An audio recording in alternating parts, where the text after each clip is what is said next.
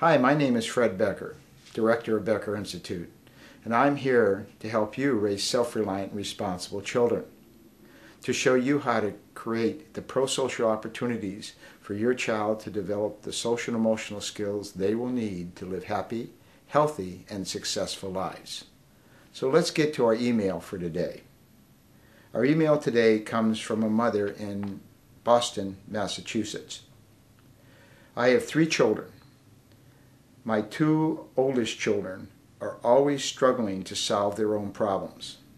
Matter of fact, they're content with my husband and I doing it for them. How can I change this behavior? Signed, Cynthia. Well, Cynthia, children solving their own problem is nothing new. Many parents are facing this problem as their children get older. Basically, the way to have children solve their own problem is to stop doing it for them, and also create the pro-social opportunities for change. So I'm going to give you 2 messages or 2 ways of doing this to help you to have their children solve their own problem. The first one is to invite discovery. In other words, when you ask your child to clean their room and they haven't got everything done, instead of telling them what to do, merely turn to them and say, well, I see 3 things that need to be done. Can you guess what the 3 things are? Or you can say, you know, what do you have to do next to get the room completely done? That way you're not answering their questions for them, but they're discovering their answers for themselves. This will help your child to solve their own problems. The second thing I want you to do is a little bit more complicated. Most of the time when we ask our child to do something and they do it, what we do is we tell them what they did wrong rather than focusing on what they did right. We also solve their problem for them. Let me give you an example. A child comes in and they're 30 minutes late coming home because they were over at a friend's house goofing around and lost track of time. They walk in the door and you instantly say to the child, "You're late. I told you to be home at 5 o'clock and it's now 5:30. Everybody's sitting around waiting for you to get home so we can have dinner. You know, you're not very responsible in what you do, so I'm not going to allow this to happen again. So we're going to ground you for this rest of the day." Now, in that instant, what we did is there was a problem, and we solved it for the child.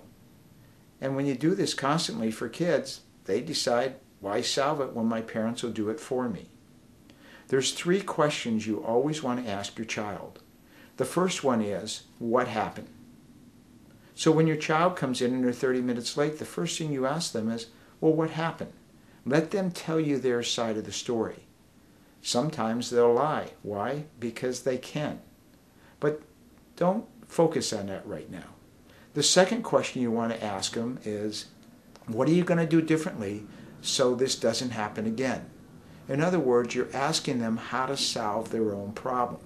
Figure out a method. They might say, well, I'll set my clock on my wristwatch to have the time go off when it gets 4:45 so I get home on time.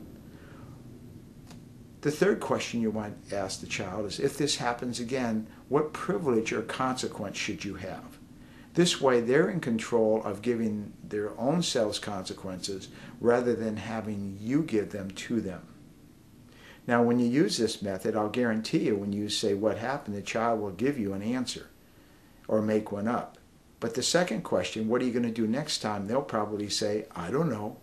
And if they do say I don't know, then always give them a choice. You want to do this next time or this next time?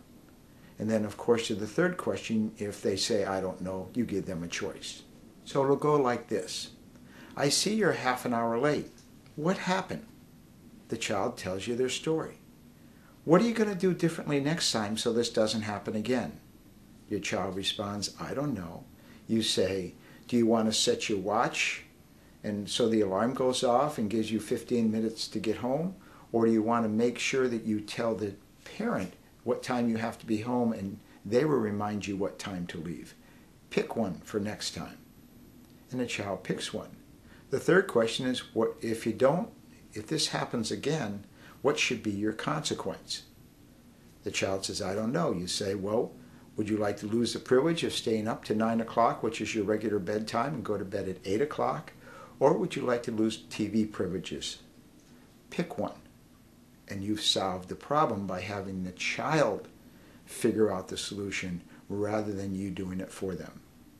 Practice this and do it as often as possible, and you'll find that the children will take the responsibility of solving their problems, and you will do less work. Good luck with this. For more information, visit us online at our website at beckerinstitute.com.